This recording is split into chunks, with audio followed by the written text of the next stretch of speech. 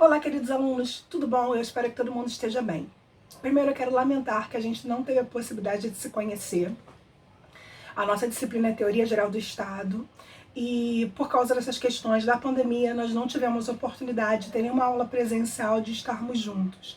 Então, a gente vai usar esses vídeos, como forma de estar mais perto e aproximar a disciplina de vocês. Eu pretendo fazer uns vídeos, então, para fazer algumas explicações gerais para vocês, que é esse vídeo de hoje. E aí eu estou me baseando no slide da aula 2, vocês vão encontrar lá no Google Sala de Aula.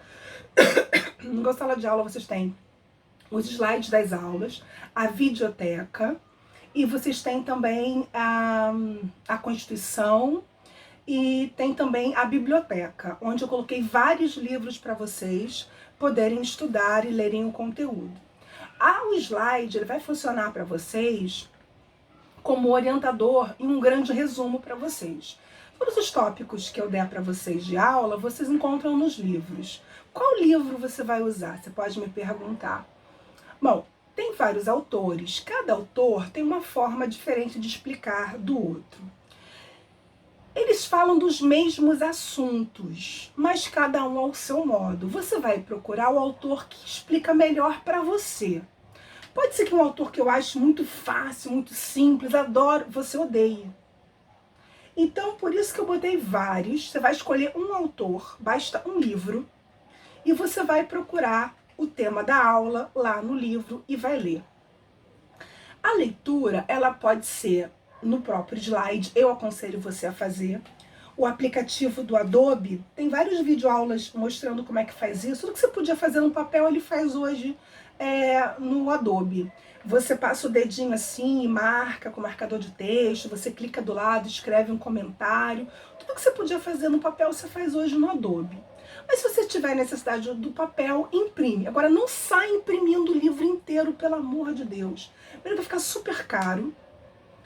E segundo, que pode ser que a gente não dê esse livro inteiro, né? Então você vai vendo os tópicos, porque pode ser que esse tópico da ementa está no outro livro.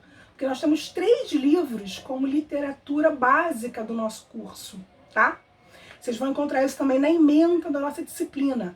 Tá aqui na videoaula 1, quer dizer, no slide da aula 1, e tá também lá no nosso Google Sala de Aula em ementa da disciplina. Você vai ver todos os assuntos que nós vamos ver ao longo do período. E os autores que nós nos baseamos para construir essa ementa. Então, são 3 autores básicos e autores complementares, eu acho que são até mais de 3, tá? Vocês vão encontrar lá. Bom, eu queria começar conversando um pouquinho com vocês sobre a Teoria Geral do Estado. Essa disciplina é uma disciplina introdutória que vai trazer para vocês conceitos básicos que vão te ajudar a compreender os outros ramos do direito que vão vir ao longo da faculdade como um todo. O primeiro período, ele é muito importante porque exatamente ele é um período que eu acho, às vezes, ele pode ser, para a visão de alguns, um pouco teórico. Ele é pouco prático, realmente. Porque ele precisa te dar munição, te dar conceitos e informações que te permitam um raciocínio jurídico onde você saia do lugar comum. Porque o direito como um todo, ele hoje faz parte da cultura popular. Ele está hoje no imaginário popular, na cultura popular, as pessoas como geral, de forma bem superficial, eles têm noção de um direito. Se você contar, por exemplo, que você comprou um produto, comprou um tênis, e você foi dar uma volta no quarteirão com seu tênis novo e a sola descolou, todo mundo vai falar para você: o Código de Defesa do Consumidor te protege, vai lá na loja trocar. Se a loja não quiser trocar, processa. Isso aí já tá. Agora, qual o artigo? Como? Com base em que direito? De que forma? Como isso acontece? Compreender profundamente os mecanismos legais da lei, do processamento, de como isso ocorre, é que a gente faz o estudo dentro da faculdade de Direito, né? Agora, o conhecimento vulgar, popular do direito existe na sociedade, mas é importante que o aluno de direito ele saia desse lugar do senso comum e entre para a ciência jurídica e ganhe o conhecimento científico. Mas para ter esse raciocínio jurídico, científico, é preciso dar a vocês conceitos, e dentre eles o da teoria geral do Estado, onde nós vamos ver alguns conceitos básicos sobre sociedade, sobre Estado, sobre governo, sobre formas de governo, sobre voto, representação, eleição, que vai te ajudar mais à frente a compreender disciplinas como direito civil, constitucional, administrativo. Então, se você faz uma boa teoria geral do Estado, esses outros direitos mais à frente, principalmente aqueles ligados ao direito público, ficam mais fáceis de ser compreendidos, tá bom? Então a gente vai começar hoje trazendo umas noções rápidas para vocês, que depois nós vamos aprofundando à medida que as aulas forem transcorrendo, para que você possa também não chegar assustando e deixando você confuso. A gente vai do mais fácil ao mais difícil, gradativamente, ajudando você a compreender, tá bom? Bom, o homem, ele é um ser social. Nem sempre o homem viveu em sociedade, né? Se você pensar na origem primitiva do homem, lá no homem primitivo, ele vai inicialmente se organizar em hordas e vai exigir para ele a lei da natureza, que é a lei do mais forte, da sobrevivência. A preocupação dele é sobreviver, basicamente, é proteção, alimentação, reprodução, descanso, né? Ele vai se proteger dos animais, do clima, de outros homens. Então ele vai ter uma vida muito voltada a essa perspectiva. Não que a nossa esteja muito distante disso. Se você pensar filosoficamente, não estamos muito longe disso, não. Mas esse homem primitivo, ele não tinha uma organização social. E a gente chama isso de horda ou bando. Porque não havia uma hierarquia inicial. Não haviam papéis, não havia uma organização. Eles se juntam pelo instinto de sobrevivência, para garantir proteção, buscar alimento, se proteger. E a liderança se dá pelo mais forte.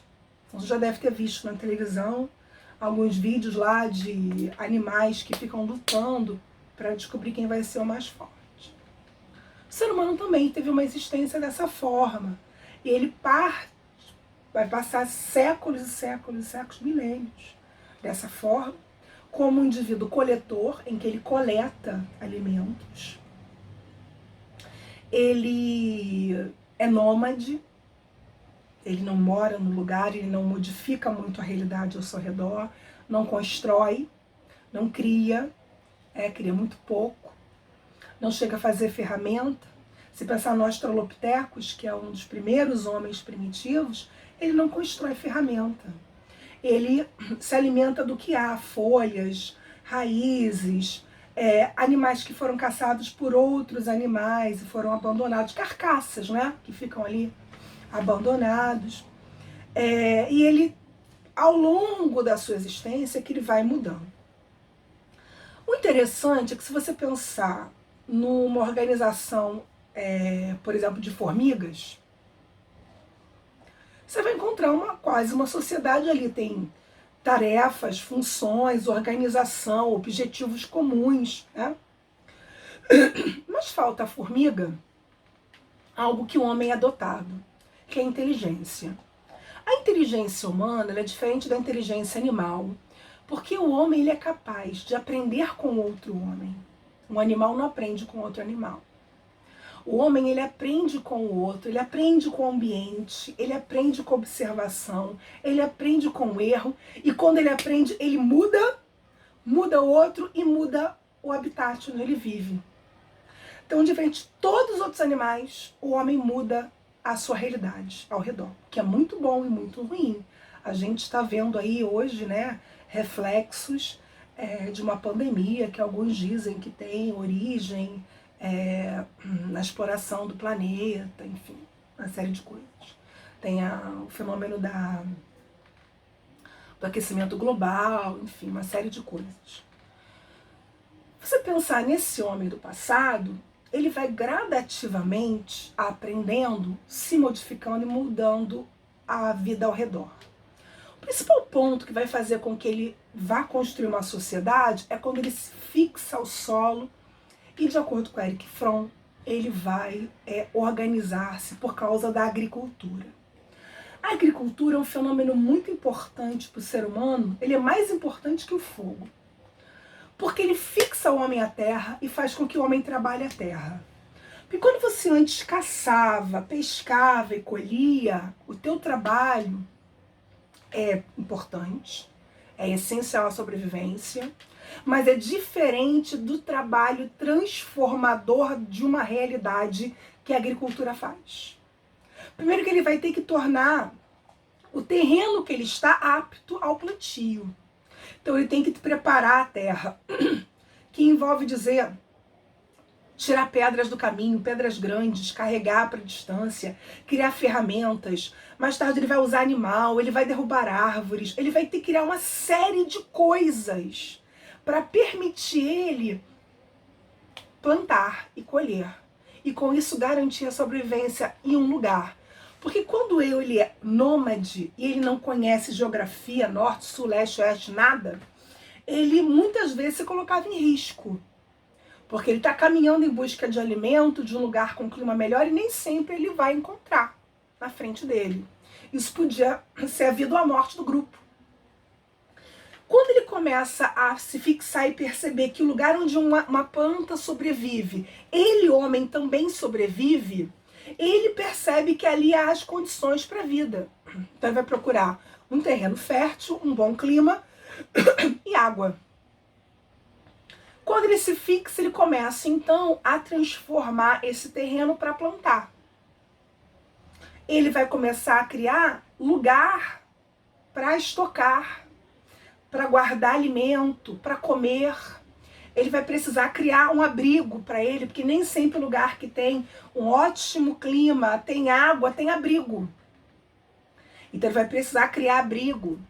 Ele vai começar a organizar trabalho e tarefas sociais.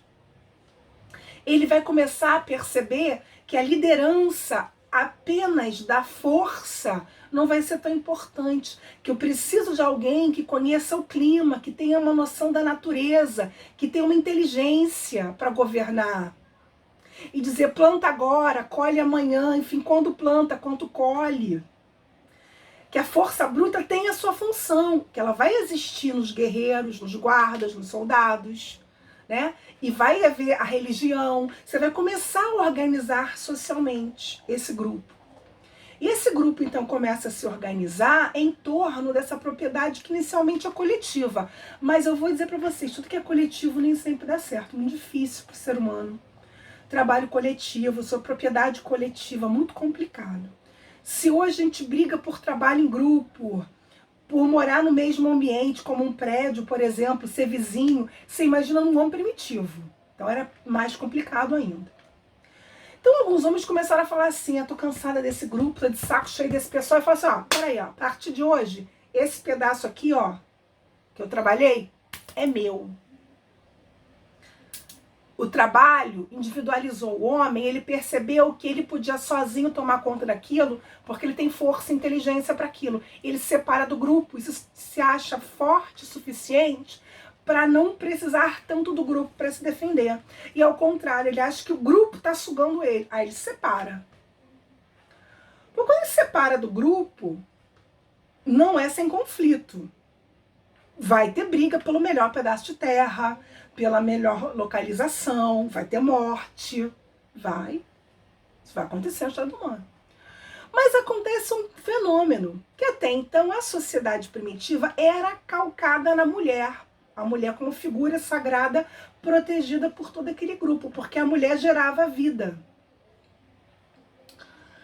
Mas o homem começa a pensar assim, se eu planto na terra uma semente, nasce dali uma árvore.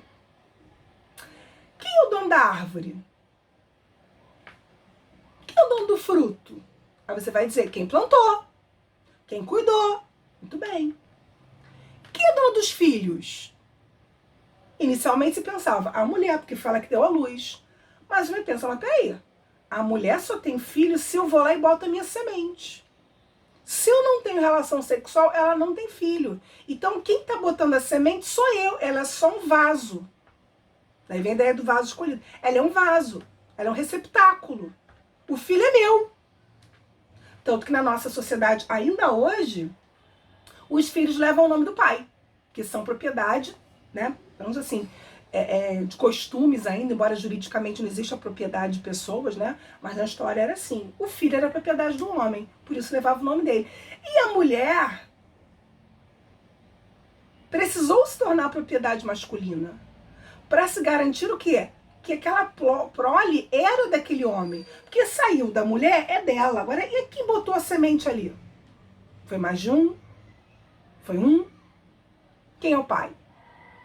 Então, numa época sem ciência, é mais confuso ainda. Se as pessoas têm problemas ainda hoje com isso, se imaginam no passado, né? Então, o homem primitivo, nessa perspectiva, ele vai, então, precisar tornar a mulher propriedade dele. Então, o casamento é a forma pelo qual ele transfere a propriedade que era do pai para o marido. Por isso que no casamento, o pai entrega a filha no altar. É a tradição em que você entrega a propriedade. Por isso que pergunta, quem vai entregar esta mulher em casamento? Eu, quem o dono, o pai. Que entrega ao novo dono, o marido. Por isso que a mulher passa a ter o sobrenome do marido. Esse é o costume. Embora não seja exatamente o mesmo simbolismo do passado. Graças a Deus, nós mulheres somos propriedade de ninguém. E hoje você muda o nome se quiser, né? Mas no passado era algo obrigatório, porque estava determinado ali a que família você pertencia, né? Por isso que era muito ruim ter filha mulher, porque ela sai da família e vai para a família do marido. E era bom ter filhos homens, porque o filho homem fica na família e traz uma mulher para ajudar a cuidar de quem? Dos pais idosos. A cuidar do futuro e cuidar do homem depois da morte. Porque esse homem primitivo, ele acredita na vida após a morte. E precisa de alguém cuidando dele após a morte dele. Então, essas ideias de oferenda, de acender vela, colocar flor, de oração, vai surgir desde esse período em que eu, acreditando que este homem está vivo no mundo dos mortos, eu preciso homenagear a existência dele, de alguma forma garantir a existência dele agora no mundo dos mortos. E quem vai fazer isso por ele? Os filhos. Uma perpetuação da família. Então, a mulher e o filho não vai surgir por amor. O amor é uma construção que vai surgir no mundo, principalmente no século XVII, XVIII. Não, século XVIII e XIX é que você vai ver essa história de amor começar a surgir no mundo. Até então era uma coisa muito prática, muito simples, muito quase que negocial. Né? Então você tinha dote, era casamento arranjado, era muito mais um negócio do que exatamente um ato de amor e vamos construir uma vida juntos, eu te amo, você me ama. Isso não existia no passado, isso é uma construção humana quase contemporânea, né? Então a sociedade vai ser marcada por essa ideia de união e de uma união para possibilitar a sobrevivência coletiva, porque juntos somos mais fortes, nos protegemos, conseguimos coisas que sozinhos não conseguiríamos. E essa ideia da coletividade vai fazer, então, com que cada um, hoje, mesmo com a sua propriedade particular, né, e as suas famílias, a gente viva próximo geograficamente sobre um território.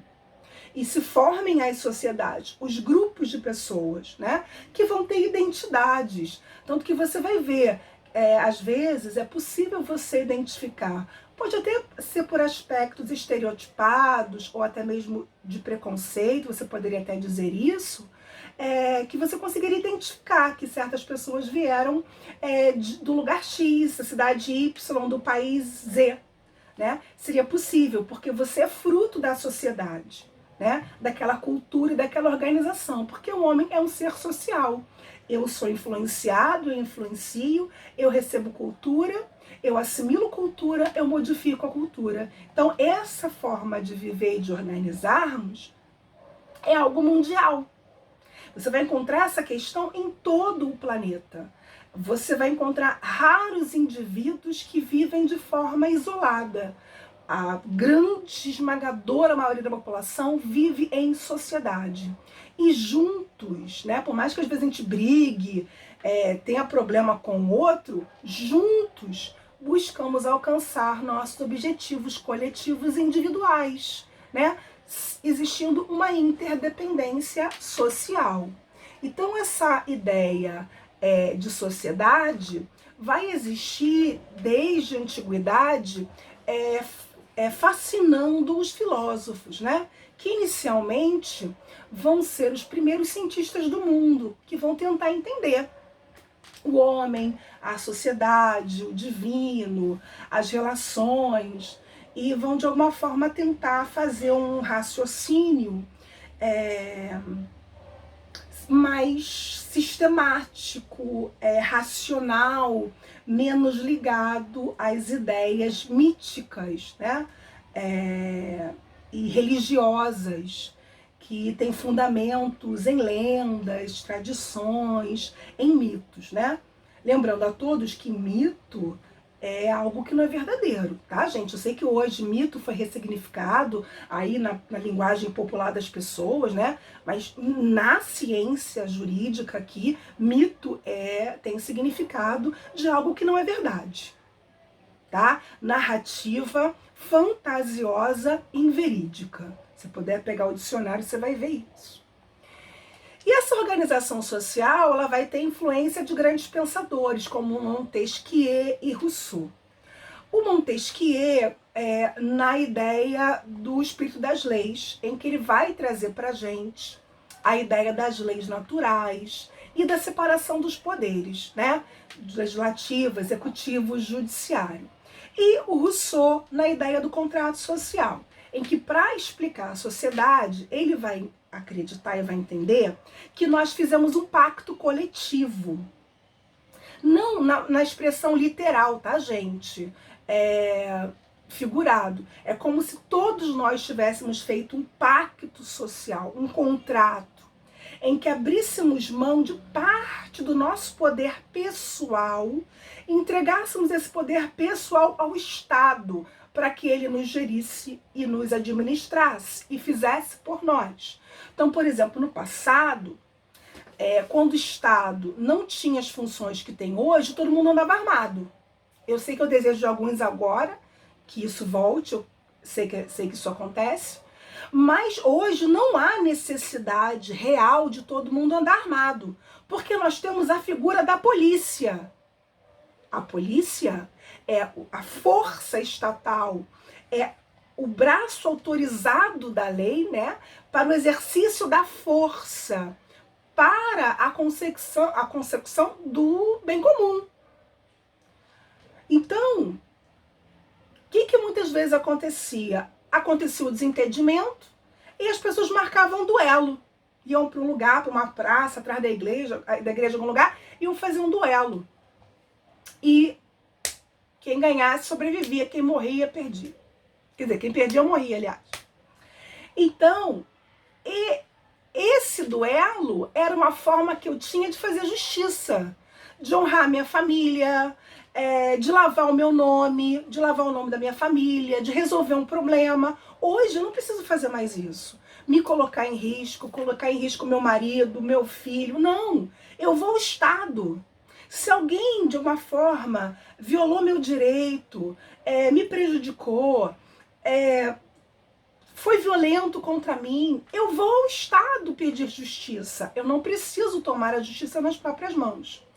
Existem raras exceções onde a lei autoriza o exercício da justiça com as próprias mãos. Mas notem, a justiça, não vingança, porque também acontecia muito no passado. Não que não aconteça hoje, mas isso agora é ilegal, não é possível mais. Então o Rousseau, ele vai entender que eu peguei o meu direito de fazer justiça e entreguei para o Estado. Eu entreguei para o Estado o meu direito de decidir o que o meu filho ia estudar. Porque agora, tendo um governo, ele tem um ministro da Educação que vai ditar diretrizes do ensino, público e privado. Ele vai determinar sobre a saúde, não só minha, como pública, vai dizer que eu tenho que me vacinar. A Ana Cláudia, isso é muito ruim, porque isso tira as liberdades individuais. Ah, meu Deus do céu, ui, ui. O problema é que nós não vemos a liberdade como algo absoluto. A liberdade, ela é relativa, porque na medida em que a minha liberdade é absoluta, alguém perderá a sua liberdade. Então, por exemplo, se eu não me vacino, eu posso estar muito saudável, mas eu ser portadora de vírus. Esse vírus contaminar um bebê recém-nascido, um bebê pequeno, por exemplo, que não teve oportunidade de ser imunizado ainda. E ele vir a ficar doente e morrer, como é o caso do sarampo, por exemplo. É justo para com essa criança? Não é. E a liberdade dela? E o direito dela à vida? Então pode ser que eu esteja muito saudável, não me imunizando, não tomando vacinas, e não faça diferenças para mim. Que inclusive eu seja portadora de vírus, de bactérias, e que talvez não me causem problema, mas num outro organismo, em outra pessoa, isso possa causar, ser a diferença entre vida ou morte. Então o que o Estado faz? Imuniza coletivamente. Porque ele está pensando em direitos e garantias individuais? Nem sempre. Em alguns momentos, ele vai ter que pensar o quê? Em direitos e garantia de direitos coletivos e sociais, como, por exemplo, a saúde. E a saúde é um direito coletivo, é um direito social, que tem que ser visto de forma coletiva. Eu não posso ver de forma individual. Porque na hora que você, por exemplo, tem um Covid, e você fala, eu não quero fazer isolamento social, eu vou pra rua porque eu tô muito bem, eu tô saudável, eu sou forte, eu vou pra rua. Você pode ir para a rua se contaminar. E graças a Deus você não ficar doente. Seu organismo realmente responde muito bem ao vírus. Você não sente absolutamente nada. Mas você é um portador, você é um hospedeiro e você é um transmissor. A ciência mostra que 79% dos contaminados foram contaminados por pessoas portadoras, assintomáticas. Aí você vai para a sociedade e contamina o outro. Então, quando se vive em sociedade, num Estado que é organizado, você vai seguir essas questões do Montesquieu, do contrato social. Fizemos um pacto, abrimos mão da nossa liberdade individual como uma coisa absoluta. E por isso eu não sou livre? Não, claro que você é livre. Claro que você é. Mas a minha liberdade absoluta, eu posso fazer o que eu quiser? Não. Porque eu também não posso matar ninguém. Da mesma forma que eu não posso matar ninguém, em que eu devo, se eu estou dirigindo, respeitar o sinal vermelho, eu também tenho que tomar vacina. Eu tenho que respeitar isolamento. Então, são regras que eu tenho criadas e pensadas para o bem comum, que nem sempre são legais, nem sempre são confortáveis, mas que eu preciso seguir para que eu possa ter uma sociedade organizada e em prol do bem comum. A sociedade, então, ela vai ser tida como uma organização de um grupo de pessoas num espaço territorial geográfico que está localizado ali de forma duradoura. Não precisa ser permanente, né? Que você vai encontrar algumas sociedades que elas ficam periodicamente ou por algum período no lugar. O que não quer dizer que aquele grupo não seja uma sociedade. Então, ela também é uma união moral, porque as pessoas vão ter, dentro desse grupo social, uma moral de senso comum. É lógico que não é preciso que as pessoas pensem de forma uniforme. Não é isso que eu quero dizer quando eu penso numa união moral. Eu vou ter uma pessoa ou outra que pense diferente, mas não tão diferente. Caso contrário, ela não consegue fazer parte da sociedade. Então existe uma moral média, um pensamento médio, normal. E eu vou criar, através de morar nesse lugar, relações jurídicas. Então eu conheço o padeiro, eu tenho a vizinha minha amiga, eu conheço o motorista de ônibus, eu me relaciono com um, com o outro e vou criando vínculos jurídicos, né, na convivência com essas pessoas e dependo delas para minha existência. E nesse grupo, então, que poderá ser mais numeroso ou menos numeroso, há um objetivo comum. Muitas vezes está muito mais ligado à moradia. Então, o bairro, por exemplo, qual é o objetivo desse bairro? Ele está para morar. é onde a gente pode pagar, onde a gente pode morar, é viver nesse lugar. Mas ela pode ser uma sociedade religiosa, onde o objetivo social deste grupo é cultuar a religião X. Sociedade religiosa, pode ser. Uma sociedade científica, pode existir também, tá? Não é necessariamente apenas uma organização que a gente está acostumado a pensar, né? Pode ser também um grupo um pouco menor. Bom, a vida social se justifica pela nossa própria essência humana. Nós não conseguimos viver sozinhos. É necessário. Eu vou botar lá no grupo para vocês assistirem. Eu não sei se eu já coloquei um vídeo muito interessante, que é da menina selvagem, a garota selvagem, se eu não me engano. Eu tenho um trechozinho. Eu posso botar o link do vídeo inteiro, quem quiser ver o filme todo. É um documentário. E eu tenho um trecho editado. Eu vou botar lá no Google Sala de Aula para vocês. E nesse, se eu não botar, vocês me botam o comentário, professora, lembra aí da garota selvagem, bota o vídeo aí pra gente. O como você criar uma criança isolada do convívio humano e da aprendizagem com o outro, como é que ela fica? Igual um animal. Então foi encontrada uma menina na década de 70, lá nos Estados Unidos, em Los Angeles, em 1970 e pouco. Essa menina foi encontrada pela polícia, ela morava com o pai e com a mãe, os dois pareciam ter problemas mentais, a mãe era cega, o pai, quando a polícia chega, ele se mata, e eles encontram a menina num quarto. Esse quarto, com pouquíssima mobília, a menina já devia ter, sei lá, seus 7, 8 anos, mas assim, não conseguia andar direito, não falava, não emitia sons, não se comunicava, não interagia com o outro. Ela cresceu isolada naquele quarto. E aí é todo o processo, depois que encontram essa criança, para estudar e entender a influência que a sociedade tem. Ao longo da história humana você vai encontrar vários relatos de crianças selvagens, tipo Mowgli, Menino Lobo, tipo Tarzan, né? Só que, claro, aquilo ali é fantasia. Mas esses meninos que são encontrados na mata, abandonados em algum lugar, isso acontece na história humana. E são crianças que realmente estão animalizadas, não verbalizam, não interagem, não socializam. E quanto mais velhas elas são, mais dificuldade elas têm de se reinserir na sociedade, de aprender linguagem, de aprender símbolos, de aprender cultura, de ser influenciado por essa cultura e, de alguma forma, interagir com o outro. Há uma grande dificuldade.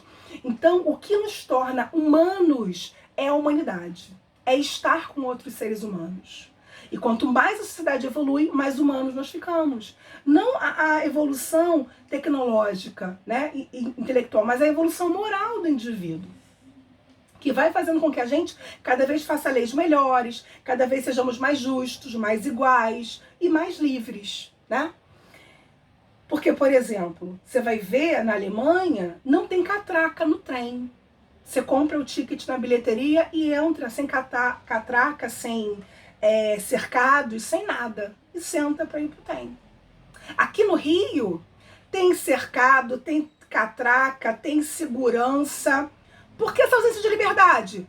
Porque não tem educação. E se não há educação, não sabe como vem a sociedade, tem que ver a coação, infelizmente. E aí vem a força. A gente vai estudar bastante sobre esse período. E aí a vontade humana está dirigida. Porque não tendo direção da humanização, da educação, da cultura, o homem é animal. Ele fica só na realização de desejos, de fazer o que quer, sem limites. E aí eu preciso moldar e organizar isso para que ele possa conviver com os outros.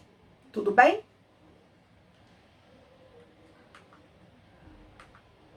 A sociedade, então, estou passando aqui o slide para você depois também poder acompanhar. A finalidade, então, de organizar uma sociedade é promover o bem comum. É que cada um possa se realizar e poder ser o que quiser ser. Onde cada um possa encontrar um espaço para a realização pessoal dos seus desejos, seus sonhos, seus talentos. Onde cada um possa ter uma vida plena, de acordo com aquilo que quiser viver. E isso é muito bonito, né? embora a gente não tenha, numa sociedade tão justa como a nossa, essa possibilidade para todos. Mas era importante que a gente tivesse igualdade de condições, onde todas as pessoas pudessem, numa sociedade, ser o que quisessem ser, e ser plenos, né? E pudessem realizar o seu potencial ao máximo, encontrassem espaço para desenvolver seus talentos, as suas habilidades e capacidades e colocá-los em uso em prol do todo, do bem comum.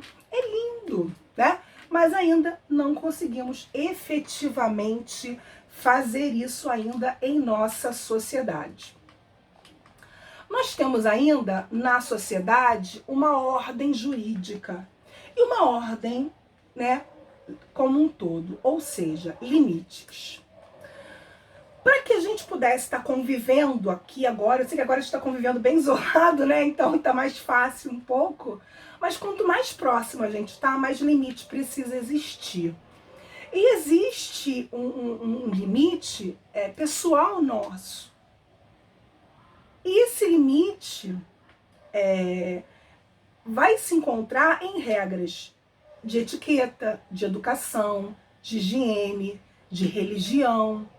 Eu tinha uma aluna, eu sempre gosto de contar essa história, que ela era daquelas religiões, eu não sei o nome, eu não lembro, que vestia aquelas roupas que parece uma roupa antiga, que não corta cabelo, não depila, não faz sobrancelha. E aquele vestidão comprido, com manga comprida até o chão e tal, tudo fechado. Eu sempre vi ela ir pra aula assim. Um dia ela chega na minha aula de calça jeans, eu levei um choque. Eu falei, o que aconteceu? Ah, professora, eu fui expulsa da igreja. Eu falei, não, desculpa, você vai ter que me contar o que aconteceu. O que você fez para ser expulsa da igreja? Foi por causa da Melissa. Eu falei, alguém, uma pessoa, a Melissa? Não, professora, a Melissa Sandália. Eu falei, a Sandália te expulsou da igreja? Eu falei, professora. Me explica isso, menina. Porque eu sempre gostei de Melissa, professora. Então eu tinha umas 4, 5 Melissas. O pastor começou a ver que toda vez eu ia para a igreja com uma Melissa diferente. E a nossa religião, aquela roupa, aquilo tudo que a senhora via, é para mostrar a ausência de vaidade. Porque eu vivo para Deus, para o Senhor. E eu não tenho vaidade nenhuma, porque quem é o maior é Deus.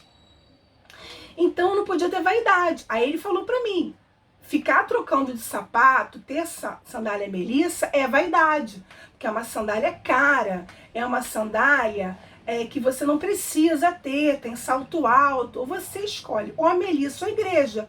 Aí ela falou que ela escolheu a Melissa. Ficou com a Melissa e largou a igreja.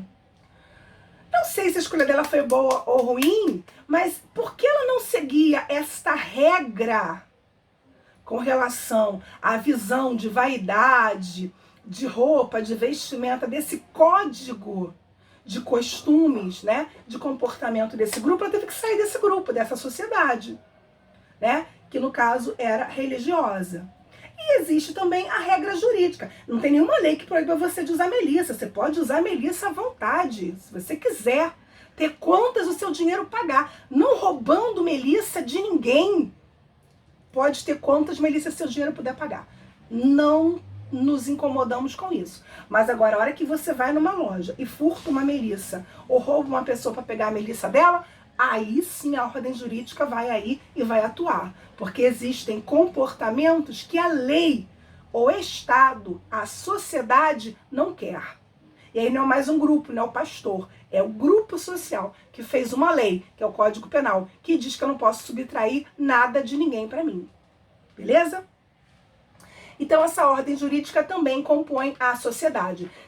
Tanto a ordem social quanto a ordem jurídica. A ordem social são esses costumes, os hábitos de higiene, a educação de dizer bom dia, boa tarde, são os aspectos religiosos, cada um com a sua, não tem problema nenhum, tá? A sociedade, então, ela vai trazer esse poder de sociabilidade, que é o fenômeno social que nos une, mas também fazer com que ele seja bilateral. Eu dependo de vocês, vocês dependem de mim. Eu não consigo viver sozinha, nem vocês vivem de mim. Eu só sou professora porque existem vocês para assistir aula. O dia que não existir vocês para assistir aula, eu não sou professora. Para que adianta eu ser professora de quem? De ninguém? De mim mesma? Então, a nossa existência, ela é sempre bilateral porque está ligada ao outro. E nessa questão, historicamente, você vai encontrar a organização social fisicamente organizada na sociedade, as ruas, os bairros, as cidades, praças, escolas, vai ver organização econômica, moeda, economia, né? Você vai impostos, você vai ver a possibilidade também, no passado, estava ligado também ao Estado, o divino, a parte religiosa estava ligada ao Estado, e o poder jurídico, que estava na mão de um governante, rei, imperador, ou dê o nome que você quiser dar para ele, que é o poder, né?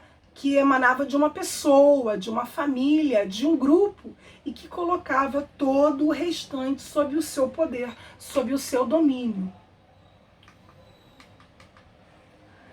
Esse estado inicial, ele tinha muito essa ideia de força, religião e família. Uma família que era importante e melhor que todas as outras, por isso a ideia de sangue azul, de ser especial, sangue nobre, de ter um grupo de pessoas nobre, acima dos outros, melhor que os outros, por isso governa os outros, porque é mais melhor de alguma forma. Não é igual, não existe igualdade nessa primeira sociedade, há uma hierarquia muito clara entre as pessoas. E não há nem liberdade, porque eu não posso sair da minha posição de súdito e tornar rei. É algo absolutamente difícil, ou quase impossível de acontecer, a não ser na fantasia, nas histórias de ficção que você encontra por aí, tá?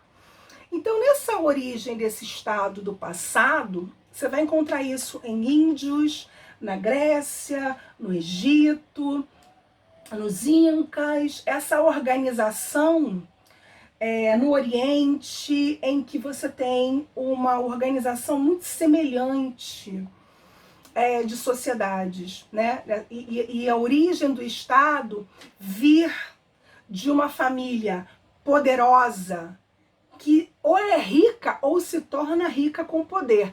Muitas vezes através da força, ou de conchavos políticos, de traições, de morte, ascende ao poder. Quem gosta de assistir documentários ou séries históricas, você vê muito isso. Os Borgias é uma história também um seriado bem legal também, que você vê muito isso.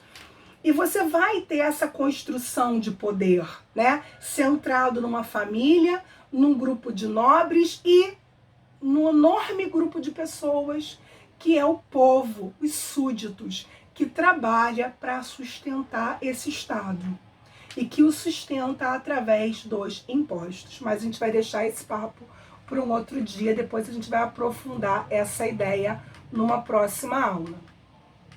Vou parar por aqui, que já está ficando muito longo, minha bateria já está quase acabando, e a gente vai continuar então numa próxima aula, tá bom? Vejo vocês então na aula 2. Aproveitem para ler os tópicos dos livros, a introdução dos livros, que eu deixei lá para vocês. Escolhe qualquer um dos livros, lê os slides como um roteiro, como um resumo, e estudem, tá bom? A gente se vê na próxima aula. Tchau, tchau!